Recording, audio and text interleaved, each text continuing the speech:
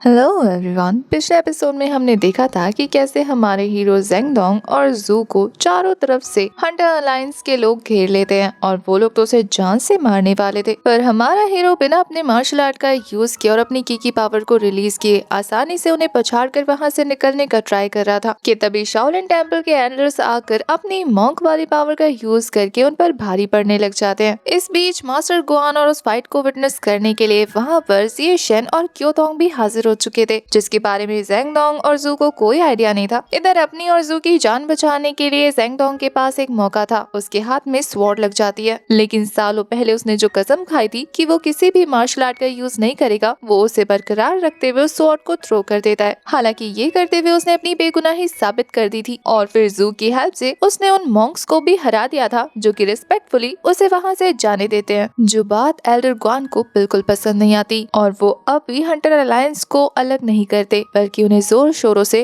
जेंगडोंग और जू को ढूंढने लगा देते हैं। इस पार्ट की स्टार्टिंग में दिखाते हैं कि बेचारा जेंगडोंग बड़ी मशक्कत करने के बाद जियोशो सिटी में फाइनली एक मॉडल ढूंढने में सक्सेसफुल हो जाता है, जहां हमारा जू तो फटाफट हल्का होने के लिए चला जाता है। बेचारे ने इतनी देर से रोक के जो रखी थी। वहीं दूसरी तरफ जेंगडोंग अपना सर पकड़कर यही सोच रहा था कि इस पूरे जियोशो सिटी में उसे एक ढंग का मॉडल नहीं दिखा, क्योंकि चारों तरफ हंटर अलायंस के लोग पीछे पड़े हुए हैं। इसका तो एक ही मतलब था कि अब वो लोग बुरे फंस चुके हैं। हंटर अलायंस के लोगों ने उसका पैटर्न पकड़ लिया। तभी वहाँ पर जू आता है और हमारे जेंग को एक आइडिया आता है कि क्यों ना जू से पता लगवाया जाए कि कहाँ छुपा जा सकता है। वो एक न्यू कमर है, तो हंटर अलायंस के लोग उसे ज्यादा नहीं जानते होंगे, तो उसका पैटर्न नहीं पकड़ पाएंगे। पर काफी ज्यादा दिमाग लगाने के बाद हमारे जू भाई साहब कहते हैं कि क्यों ना हम मेरे शहर चला जाए, वहाँ खाने पीने रहने सोने हर चीज की आराम होगी और इन लोगों को पता भी नहीं चलेगा कि हम मेरे शहर में छुपे हैं। जेंगडोंग तो उसका आइडिया सुनकर अपना सर पकड़ लेता है, क्योंकि हंटर अलायंस के लोगों ने वहाँ पर नजर रखी होगी, ये इस मोटू को कौन बताएगा। तभी उन्हें रूम के बाहर किसी के होने का एहसास होता है। दोनों ही चौकन्ने हो जाते हैं। ये आवाज किसी लड़की की लग रही थी, जो उन्हें आइडिया शेयर करने को कहती है अपना। इन लोगों को उस पर ट्रस्ट नहीं हो रहा था, तो वो उन लोगों को एक लेटर थ्रो करके दिखाती है, जिसमें सारा प्लान था। अभी भी इन दोनों के लिए उस पर ट्रस्ट करना मुश्किल था और ये बात वो लड़की भाप जाती है। दूसरी तरफ हमें जू मेंशन का सीन दिखाते हैं, यानी कि हमारे जू की फैमिली में उसके फादर आराम से चाय पी रहे थे, जबकि उनका सबऑर्डिनेट परेशान हो रहा था ये सोच कर कि पता नहीं उनका छोटा यंग मास्टर कहाँ चला गया। तभी वहाँ पर हंटर अलायंस के लोग धाबा बोल देते हैं, जिस पर अभी भी एल्डर जू काफी रिलैक्स लग रहे थे। दूसरी तरफ उस लड़की ने जो मैप दिया था उसे देखने के बाद ये दोनों काफी कंफ्यूज थे। वो कहते हैं कि ये तो नॉर्थन साइड का मैप है। ये लड़की कहती है कि हाँ, नॉर्थ में छुपना उनके लिए काफी आसान होगा, क्योंकि एक तो वो जगह बड़ी है और दूसरा साउथ के लोगों का वहाँ पर कोई डोमिनेंस नहीं है। ये लोग स्टार्टिंग में तो उसकी बातों को रिजेक्ट करते हैं, जिस पर वो कहती है कि मैं जानती हूँ आप लोग बड़ी मुसीबत में, वरना इस मॉडल में टॉयलेट ढूंढने नहीं आते। जू कहता है कि ब्रो,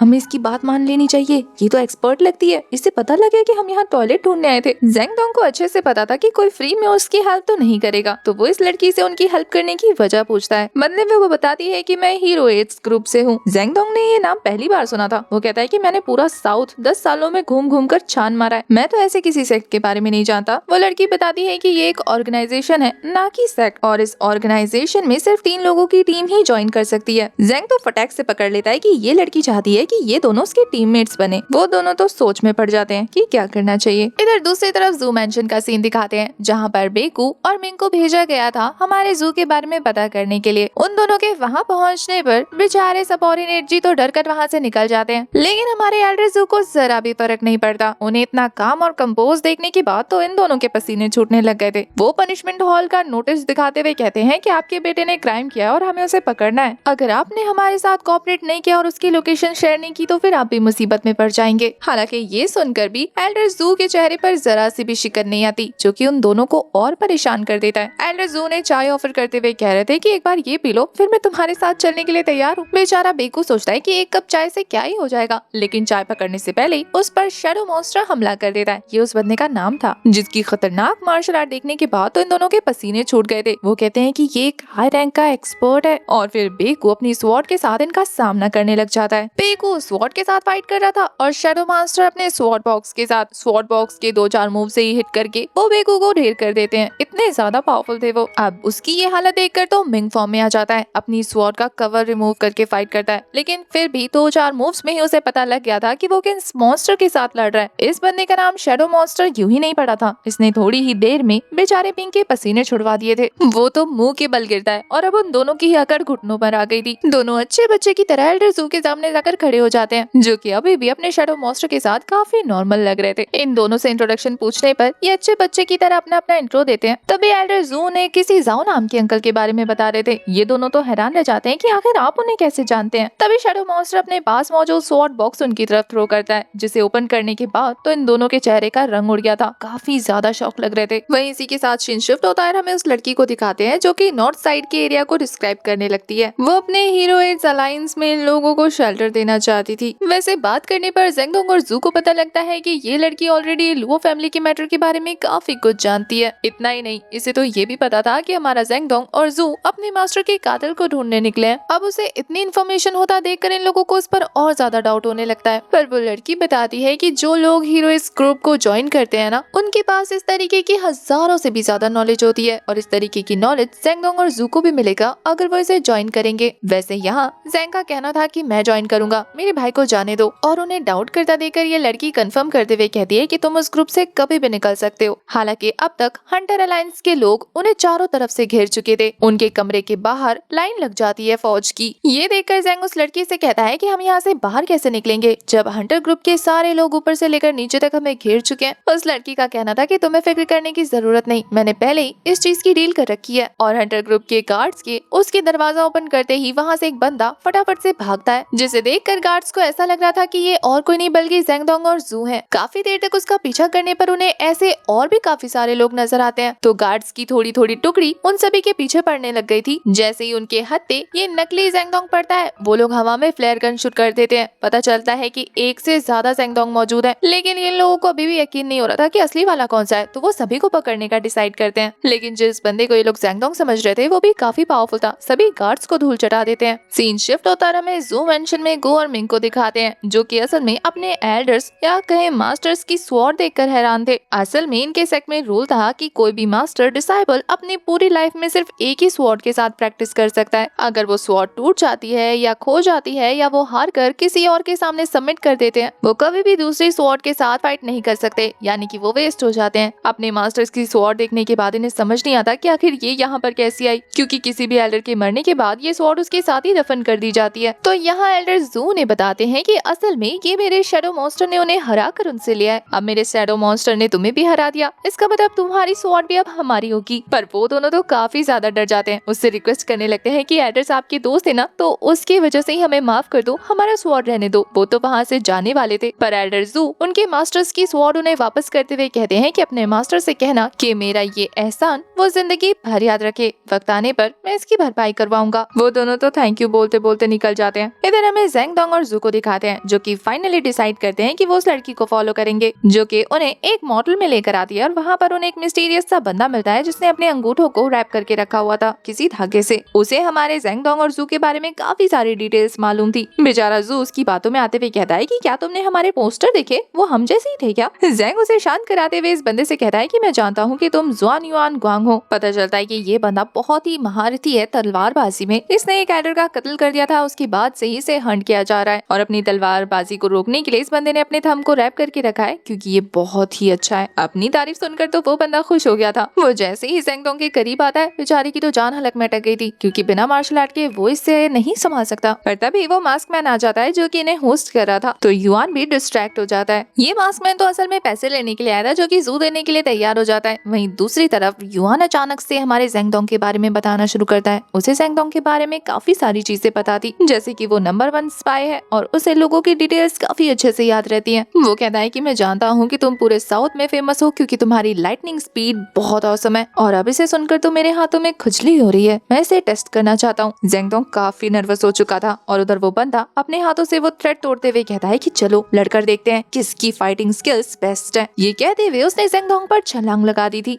जैसे ही वो जेंगडोंग के करीब पहुंचता है, जेंगडोंग ने उसके अटैक को डॉज करते हुए कहना शुरू कर दिया था कि बड़े भाई क्या कर रहे हैं, आपका और मेरा कोई कंपैरिजन ही नहीं है, आप सच में बहुत ज्यादा अच्छे हैं, तभी तो आपको डिवाइन थीफ कहा जाता है। आप तो उड़ती हुई चिड़िया के भी पंख नोच सकते हैं, ऐसे में आपके साथ फाइट करने की तौबा तौबा मेरी हिम्मत नहीं है। पर जुआन को इन सबसे फर्क नहीं पड़ता। वो सच में अपने पास से एक फेदर निकालते हुए कहता है कि जब तक ये जमीन पर आकर नहीं गिरता तब तक हम दोनों फाइट करेंगे। इस फेदर के नीचे आने तक अगर तुम मेरे क्लॉज से बच बच गए तो फिर मैं तुम्हारा पीछा छोड़ दूंगा। ये कहते ही वो उस फेदर को हवा में उड़ाता है और पहुंच जाता है हमारे ज़ेंगडोंग के पीछे। उन दोनों के बीच में चूहे बिल्ली वाला खेल चल रहा था, जहाँ ज़ुआन अपनी स्पीड का यूज करते हुए अपने क्लॉ से उसे हिट करने का ट्राई कर रहा था और हमारा ज़ेंगडोंग काफी स्पीड के साथ उसके सारे मूव्स को डॉज करते जा रहा था। एक टाइम पर तो बेचारी जू की भी हलक में जान अटक जाती है। उसे लगता है कि उसका बिग ब्रो फंसने ही वाला है, पर उससे पहले ही फेदर जमीन को टच कर चुका था और जू दोनों को बताता है कि देखो टाइम्स अप। ज़ेंगडोंग तो राहत की सांस लेता है, वहीं ज़ुआन भी लाइक तुझे समय बाद में देखूंगा। उन दोनों की फाइट में इस मास्कमैन को भी काफी इंटरेस्ट आ रहा था, लेकिन फाइट के खत्म होते ही वो दोनों वहाँ से जाने की तैयारी में लग जाते हैं। पर तभी हमारा ज़ेंगडोंग उन दोनों को इन्फॉर्म करता है कि वो आगे से उनकी नजरों के सामने ही रहेगा, क्योंकि वो उनके स्क्वाड को ज्वाइन करने वाला है। मास्कमैन के रीजन पूछने पर वो उस लड़की की बताई हुई सारी बातें दोहरा देता है और ये भी बताता है कि वो इस स्क्वाड को इसलिए ज्वाइन करना चाहता है क्योंकि वो उसके मास्टर के बारे में और भी इंफॉर्मेशन हासिल करने की इच्छा रखता है। वो तो उस मास्कमैन से सीधा सीधा पूछ रहा था कि आपको मास्टर के बारे में जितना भी पता हो प्लीज मुझे बता दो। वो मास्कमैन बताता है कि उसके मास्टर की मौत जिस मार्शल आर्ट से हुई थी, उस मार्शल आर्ट की टेक्निक के बारे में इन्हें अच्छे से पता है, जिसका नाम था कुन लुन डिवाइन टेक्निक। इस टेक्निक का नाम सुनने के बाद ज़ेंगडोंग समझ गया था कि ये डीमन सेक्ट से बिलोंग करता है। अब जू और ज़ेंग को यही पता लगाना था कि उसके मास्टर का डीमन सेक्ट के लोगों से क्या कनेक्शन है। ये बोलकर वो दोनों तो वहाँ से निकल जाते हैं। वहीं ज़ेंगडोंग उसके जाने के बाद राहत की सांस लेते हुए कहता है कि अच्छा हुआ हमने उससे अपने सिक्के बचा लिए। फाइट के दौरान मेरा सारा फोकस अपने पोटली पर था कि कहीं वो इसे चुरा ना ले। आखिर डिवाइन थीफ जो है मौका मिलते ही सबसे पहले तुम्हें कंगाल करेगा। हालांकि ज़ेंगडोंग जब अपनी पोटली चेक करता है तो उसे कुछ अजीब लग रहा था। खोलकर देखने पर पता लगता है कि उसमें तो सिर्फ गिट्टियां भरी है, मतलब वो पहले ही उसकी पोटली लूट गया। ज़ेंगडोंग को पता था कि वो बंदा कितना शातिर है, इसलिए वो जू से कहता है कि तुम अपनी चेक करो, उसके में भी गिट्टियां भरी हुई थी, मतलब वो इन्हें चूना लगा चुका। बेचारे बिना पैसों के खाना तो ऑर्डर नहीं कर सकते थे, सुबह तक भूखे प्यासे उसी कमरे में पड़े रहते हैं। तभी सुबह एक छोटे बच्चे की आवाज आती है जो कि उनके लिए नाश्ता लेकर आया था। दोनों भाई एक दूसरे से लड़ते मरते सबसे पहले उस तक पहुंचते हैं, पर वो बच्चा भी ब्रेकफास्ट के बदले जब उनसे पैसे मांगता है ना तो इन दोनों के चेहरे का रंग उड़ जाता है। वो उस बच्चे से बार्गेनिंग करने लगते हैं कि आज खिला दो, कल तुम्हें इसके बदले दुगना पे करेंगे। पर उस बच्चे को तो ये दोनों कोई स्कैमर लग रहे थे, तो वो तो पतली गली पकड़ते हुए वहाँ से 9 तो 11 हो जाता है। अब भूख से इन दोनों का एक और दिन गुजर गया था। अब बेचारे अपनी भूख बर्दाश्त नहीं कर पाते, तो हमारा ज़ेंग जू से कहता है कि चलो मार्केट चलते हैं, मैं तुम्हें बताता हूँ कि मास्टर के सिखाए हुए टेक्निक्स का यूज करके हम पैसे कैसे कमा सकते हैं। तो वो जू को सारी टेक्निक सिखाने लगता है कि देखो पता करो कहाँ से ज्यादा खाने की खुशबू आ रही है, वहाँ पर ज्यादा लोग होंगे। और फिर मार्केट के बीचों बीच पहुंचकर एक अच्छा सा स्पॉट ढूंढकर जहाँ पर काफी ज्यादा भीड़ थी, वो अपनी नौटंकी शुरू करता है। आसपास से लोगों को इकट्ठा करके वो उनके सामने अपना टैलेंट शो करने वाला था और उनसे पैसे बटोरने वाला था। जू को भी ये आइडिया काफी ज्यादा अच्छा लगता है, तो कटोरा लेकर पहुंच जाता है सभी के बीच, जहाँ ज़ेंग अपनी मार्शल आर्ट प्रदर्शन कर रहा था। वहीं जू सबसे पैसे बटोरा था, सिर्फ 4 कॉइन्स मिलते हैं उसे। ये देखकर ज़ेंगडोंग भी लाइक आजकल लोगों के स्टैंडर्ड सच में हाई हो गए हैं, हमें कुछ और करना होगा। वो इस बारे में सोच ही रहा था कि तभी छोटू सा पिद्दू सा रिच लड़का उनके सामने पैसों की पोटली शो करते हुए कहता है कि मैं मान लूंगा कि तुम काफी ज्यादा स्ट्रॉन्ग हो और तुम्हारा मार्शल आर्ट भी जबरदस्त है, अगर तुम मुझे आयरन की स्टील तोड़कर दिखाओ तो। ज़ेंगडोंग एक्साइटेड हो जाता है। वो उस बंदे से पैसे की पोटली लेते हुए कहता है कि एक छोटा सा बच्चा ज्यादा से ज्यादा क्या ही देखना चाहता होगा, इसलिए जू से कहता है कि जाओ आसपास मार्केट में किसी के पास से बड़ा सा पत्थर मिले ना तो ले आओ, मैं उसे तोड़कर इन सभी को इम्प्रेस कर दूंगा। जू बेचारा यहाँ वहाँ भटकते हुए एक घर के अंदर पहुँचता है, जहाँ के एल्डर पहले से ही काफी परेशान थे। उनसे पूछने पर कि आपके पास कोई पत्थर है, वो अपने पूर्वजों का पूजने वाला पत्थर दिखाते हुए कहते हैं कि बस यही है, इसके अलावा और कुछ नहीं, क्योंकि हमारे पूर्वजों ने सारे पैसे लगाकर एक पेंटिंग खरीदी और वो भी नकली। जू के पूछने पर कि कौन सी पेंटिंग, पता चलता है कि ये तो टाइगर क्रेन की पेंटिंग है जो कि हमारे जू ने ही पेंट की थी। इधर ये सब चल रहा था और वहीं दूसरी तरफ बेचारा ज़ेंगडोंग काफी देर तक लोगों को बहला फुसला रहा था। जब देखता है कि जू को टाइम लग रहा है और लोग ज्यादा डिसइंटरेस्ट होने की वजह से वहाँ से जा रहे हैं, तो वो उन्हें अपनी किस्से और कहानियां सुनाने लग जाता है कि कैसे चोरों को पकड़ता था, अकेले एल्डर्स को निपटाता था। स्टार्टिंग में किसी को इंटरेस्ट नहीं आता, लेकिन जैसे जैसे कहानी के मोड़ बदलते हैं वैसे ही सारे लोग उसे चारों तरफ से घेर कर वहीं खड़े हो जाते हैं। अब तो वो उसकी कहानी में कुछ ज्यादा ही खो गए थे। और वहीं दूसरी तरफ वो एल्डर अपनी बातों से बताता है कि ये पेंटिंग असल में जू की है, जो कि उसके सामने खड़ा है। जैसे ही जू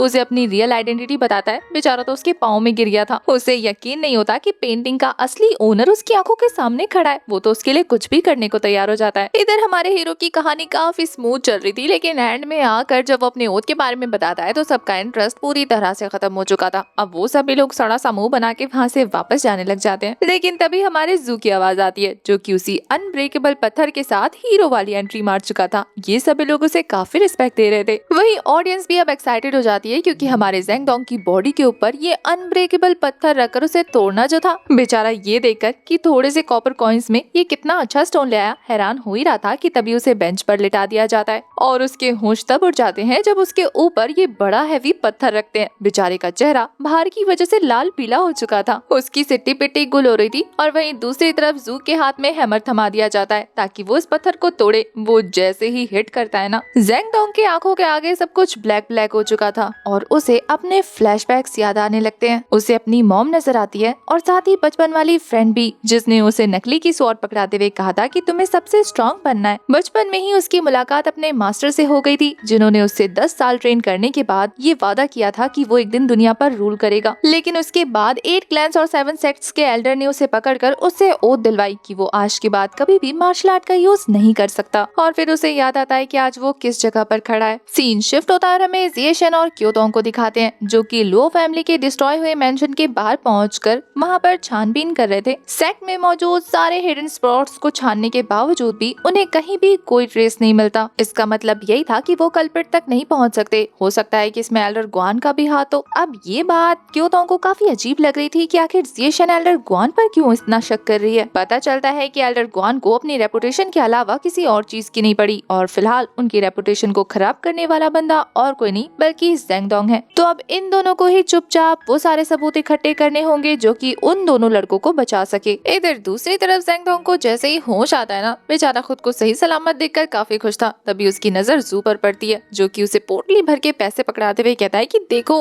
आपकी वजह से हमने कितने पैसे कमाए। यहाँ पैसे देखने के बाद जेंगडोंग अपना वो गम भूल ही चुका था। वो कहता है कि एक बात बताओ, वो अमेजिंग सा दिखने वाला पत्थर तुम लाए कहाँ से? जू काफी एक्साइटेड होते हुए बताता है कि अच्छा वो पत्थर तो पूरे 2000 गोल्ड कॉइन्स का है। ये सुनकर तो बेचारे जेंगडोंग के हाथ से पैसों की पोटली गिर जाती है कि एक तो वैसे ही गरीबी है, ऊपर से ये आटा गीला करके आ गया। पर जू बताता है कि डोंट वरी बिग ब्रो, मैंने असल में ना अपने 2 पेंटिंग के बदले ट्रेड किया था। वो बंदा तो सामने से 1000 गोल्ड कॉइन्स देना चाहता था, लेकिन मैंने कहा उसकी जरूरत नहीं है, अब इतना भी क्या हेल्प लेना। अब ये सुनकर तो जेंगडोंग को और गुस्सा आता है कि मोटू तेरा दिमाग खराब हो गया है, हमने इतना सारा झमेला क्यों किया पैसों के लिए ना, और पैसे छोड़ के आ गया तू। और एक बात बता, तेरी पेंटिंग्स के बारे में उस बंदे को कैसे पता लगा? कहीं तूने उन्हें अपना असली नाम तो नहीं बता दिया? वो तो काफी खुश होकर नादानी में कहता है कि हाँ, और आपको पता है अब तो हम यहाँ पर काफी ज्यादा फेमस हो गए हैं। बस बेड़ा गर्क। जेंगडोंग कहता है कि मोटे मरवा दिया तूने, अब हम गए काम से। अगर बेटे मैं जिंदा बच गया ना, तो मैं तुझे इस छोटी सी सिटी में सरवाइव करने के लिए ना अच्छे अच्छे टिप्स सिखाऊंगा। बस दुआ करके हम यहाँ से जिंदा निकल जाएं। अब एक बात बता, हम पहले से ही वांटेड हैं और तूने चीख चीख कर सब लोगों को हमारा नाम बता दिया, तो अब हमारे साथ क्या होगा? जूबी लाइक ब्रो मुझे नहीं पता, मैं नहीं सोच पा रहा हूँ। जेंगडोंग कहता है कि मोटे सोच नहीं पा रहा है, लेकिन क्या तेरे को सुनाई भी नहीं दे रहा? देख लोग कैसे चीख चीख के हमारा नाम बुला रहे हैं। पता चलता है कि आधा शहर उनके पीछे लग चुका है। अब तक वहाँ पर हंटर अलायंस के लोग भी पहुँच चुके थे, जिनसे बचने के लिए जेंगडोंग बाहर का रास्ता तलाश कर रहा था। पर तभी मिंग और उसका भाई वहाँ पर हाजिर हो जाते हैं, जो कि उस पर हमला करना शुरू कर देते हैं। बेचारा जेंगडोंग तो उनसे बचकर निकल भी जाता, लेकिन देखता है कि जू तो उनकी तलवार की नोक पर है, जो कि कह रहा था कि बिग ब्रो मुझे इस हाल में छोड़कर तुम्हें यहाँ से अकेले भागना होगा। अब जेंगडोंग इतनी मुसीबत इस मोटे की वजह से तो झेल रहा था, ऐसे कैसे छोड़कर चला जाता? तो उसके चक्कर में ये भी उनके बीच में फंस जाता है। दोनों की ही गर्दन पर स्वॉर्ड रख दी जा चुकी थी।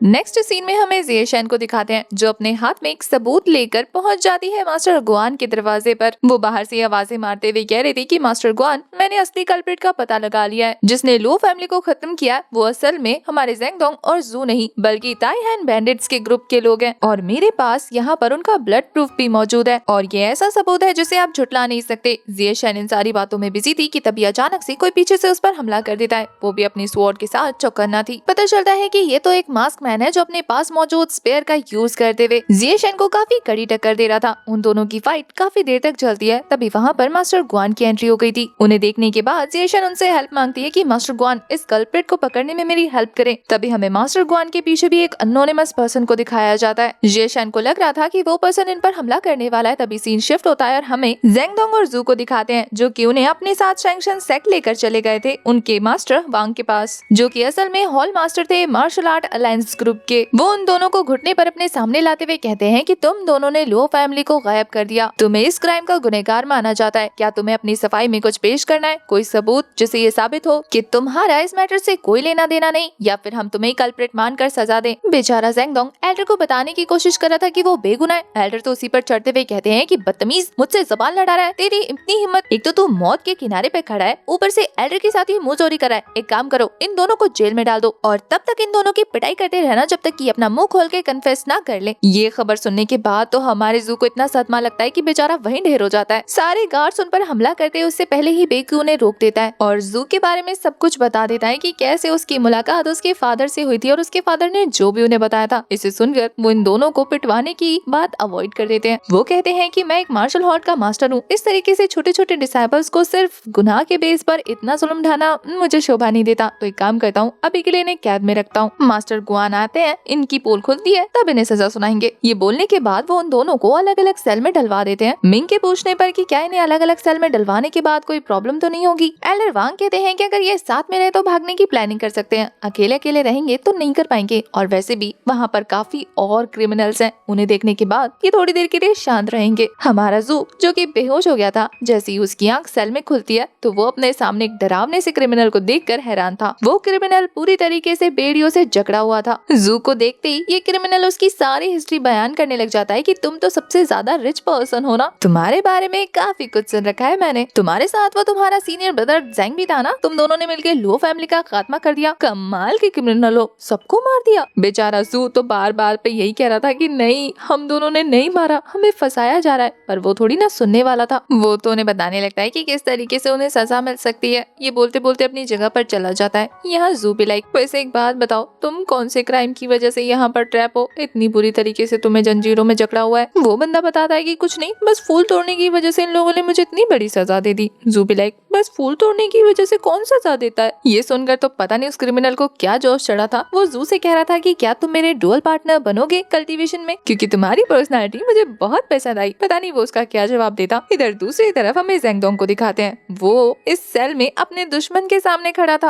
अगर आप लोग भूले नहीं तो मैं बता दूं कि ये वही तियानहाई माउंटेन का चोर है जिसे स्काई ने पकड़ा था। इसे यहाँ देखने के बाद ज़ेंगडोंग कहता है कि तुम्हें यहाँ कौन पकड़ कर लाया, क्योंकि उसे बात की स्टोरी तो नहीं पता थी ना, बस ये पता है कि ये बंदा अनवांटेड है। अब इस बंदे को तो स्काई पर काफी ज्यादा गुस्सा आ रहा था और साथ ही ज़ेंगडोंग पर भी, क्योंकि इसी ने तो उसके भाइयों को मारा था। वो कहता है कि एक बार वो और उसका कमीना मास्टर मेरे हत्थे चढ़ जाए फिर मैं उसे बताता हूँ। वैसे उसे ज़ेंगडोंग जाना पहचाना लगने लगता है। उसने अभी तक उसे पहचाना नहीं था अच्छे से। ज़ेंगडोंग कहता है कि क्या बात कर रहे हो सर, हम तो पहली बार मिल रहे हैं। यहाँ इस बंदे ने ज़ेंगडोंग के मास्टर मू तियानहाओ के बारे में बुरा भला कहना शुरू कर दिया था, तो अब वो खुद को रोक नहीं पाता और कह देता है कि तुम उस मास्टर की बुराई क्यों कर रहे हो। वैसे ये कि ये काफी अजीब आदत थी कि इसे जब भी कोई नई स्वॉर्ड टेक्निक दिखती है ना, वो उसे चुरा कर बिल्कुल एल्डर मू की तरह ही कल्टीवेट करने लग जाता है। और अभी उसे 9 स्टार स्वॉर्ड टेक्निक के बारे में पता चला था और वो उसी की छानबीन कर रहा था, तभी पकड़ा गया था। उसे मुंह पर गुस्सा इसीलिए है क्योंकि 1 साल पहले मुंह से मिला था और उसने ये स्वॉर्ड टेक्निक सीखी थी। अब उसे पता लग जाता है कि मुंह असल में ज़ेंग का मास्टर रह चुका है, तो वो कहता है कि पक्का ये टेक्निक तुम्हारे मास्टर ने तुम्हें जरूर सिखाई होगी। ज़ेंगडोंग तो कसम खाता है कि बड़े भाई ऐसा कुछ नहीं है, उस बंदे से तो मैं कितने सालों से मिला भी नहीं, पर इसे कुछ नहीं सुना था, इसे तो फाइट करनी थी। लेकिन बेचारा जंजीरों की वजह से ज़ेंगडोंग तक पहुंच नहीं पाता, तो हार मान लेता है। वो दोनों सोचते हैं कि क्यों ना सेल से भागा जाए। अब प्लान करने की वजह से उन्हें एक दूसरे की शर्तें माननी थी। ज़ेंगडोंग अपनी ओथ की वजह से कल्टीवेशन टेक्निक यूज नहीं कर सकता था, इसी वजह से वो दोनों डिसाइड करते हैं कि वो इमेजिनरी स्वॉर्ड के साथ फाइट करेंगे। इधर दूसरी तरफ जू को दिखाते हैं। उसने अपने सेलमेट को लोटस और फ्लावर्स की पोएट्री करनी शुरू कर दी थी, पर उसका सेलमेट तो लड़कियों को इमेजिन करके काफी ज्यादा एग्रेसिव हो चुका था। वहीं दूसरे सेल में हमारा ज़ेंगडोंग उस बैंडिट के साथ इमेजिनरी फाइट में उसे पछाड़ते जा रहा था। उसकी स्वॉर्ड स्किल्स देखते ही ये बैंडिट उससे इम्प्रेस होते हुए कहता है कि तुम्हारी स्वॉर्ड स्किल्स बाकी के स्वॉर्ड मैन से काफी ज्यादा डिफरेंट है, ऐसा कैसे हो सकता है। वो बताता है क्योंकि उसके मास्टर ने उसे फ्रीली सिखाया, ना कि किसी सेक्ट के अंडर, और इसी वजह से उसके टेक्निक्स इतने ज्यादा अलग हैं। ये दोनों ही अपने अपने सेल में अपने अपने सेलमेट के साथ काफी एंजॉय कर रहे थे, पर देखते ही देखते जू की स्टोरी में खोकर वो बंदा काफी ज्यादा एग्रेसिव होकर आगे बढ़ने लग जाता है और अपनी ही जंजीरों से उसकी गर्दन पर चोट लग जाती है और वो मरने वाला था। जाते जाते वो अपने 2 फ्लावर्स के बारे में और एक टेम्पल टेम्पल का पता बताते हुए जू के सामने अपना दम तोड़ देता है। वहीं दूसरी तरफ दूसरे सेल में उस बंदे को फाइट करते करते पता लग चुका था कि ज़ेंगडोंग उसका दुश्मन है। वो कहता है कि ये तू ही है, तेरा ही स्वॉर्ड स्किल्स इतना अमेजिंग है, तू ही इतने अलग तरीके से फाइट करता है जिसे मैं आज तक नहीं पता लगा पाया। हमारा ज़ेंगडोंग काफी रिलैक्स था, उसे पता था कि उस तक नहीं पहुंच पाएगा और बेचारा इसी जद्दोजहद में मारा जाता है। दोनों ने ही अपने सेलमेट्स को निपटा दिया था। वहीं दूसरी तरफ मिंग, बेकू और एल्डर वांग को दिखाते हैं। वो तीनों मिलकर जश्न मना रहे थे कि उन्होंने 2 खतरनाक क्रिमिनल को पकड़ लिया। असल में पता लगता है कि एल्डर वांग ने जानबूझ के इन दोनों को उन दोनों क्रिमिनल के साथ रखा था ताकि वो इन दोनों को जान से मार दे। इसलिए तभी जब वहाँ पर ओयांग की एंट्री होती है, ये लोग जब जश्न मना रहे थे, ओयांग आकर बताता है कि दोनों क्रिमिनल्स ने उन दोनों को मार दिया। वो तो खुश हो जाते हैं कि चलो चलकर देखते हैं, हम पर कोई ब्लेम भी नहीं करेगा और ये दोनों रास्ते के कांटे हट चुके हैं। पर जाकर देखने पर 2 लाशों के मुंह से कपड़ा हटाते ही उनके तो तोते उड़ जाते हैं, क्योंकि ये उनकी एक्सपेक्टेशन के मुताबिक ज़ेंग और जू नहीं थे बल्कि उनके टीममेट्स थे। वो कहते हैं कि किस तरीके के राक्षस है, अपने ही टीममेट्स को मार दिया। उन सभी के पाँव के नीचे से एक साथ जमीन खिसक जाती है और इसी सीन के साथ हमारा ये वाला पार्ट हो जाता है खत्म। आपको ये सीरीज कैसी लग रही है कमेंट करके जरूर बताना और नेक्स्ट पार्ट के लिए भी भर भर के कमेंट करना। मेरे इंस्टा का लिंक नीचे डिस्क्रिप्शन और कमेंट सेक्शन में आपको मिल जाएगा। तब तक ले bye bye, tata, take care.